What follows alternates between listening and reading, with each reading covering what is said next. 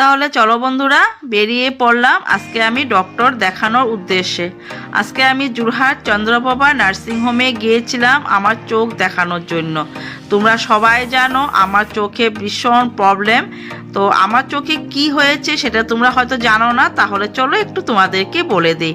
আমার চোখে গ্লোকোমা যাকে বলে, মানে চোখের প্রেশার। আমার চোখে কিন্তু অনেক প্রেশার, মানে কখনো 60, কখনো 70 এরকম হয়ে যায়। তো এখন আমার প্রেশারটা অনেক বেশি হয়ে গিয়েছে, সেই জন্য ডক্টর দেখাতে চলে গিয়েছি।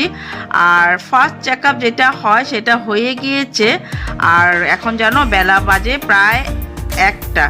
তো 1টা বেজে গিয়েছে, ডক্টরের যেটা ফার্স্ট চেক আপ সেটা হয়ে গিয়েছে। তো ভাবলাম তো 1টা বেজেছে, চলো একটুখানি কিছু খেয়ে নিই। তো ভাবলাম যে ভাতটাই নিয়ে নিই। তো সামনেই ক্যান্টিন, ভাত খেয়ে নিয়েছি। আর প্রেশার আমার যে চেক আপটা হয় সেই চেক আপটা করা হয়ে গিয়েছে, মেডিসিন টেডিসিন সব দিয়ে দিয়েছে। তো এখন ঘরে যাওয়া পাল্লা। তো কেমন হয়েছে প্লিজ কমেন্ট করে জান।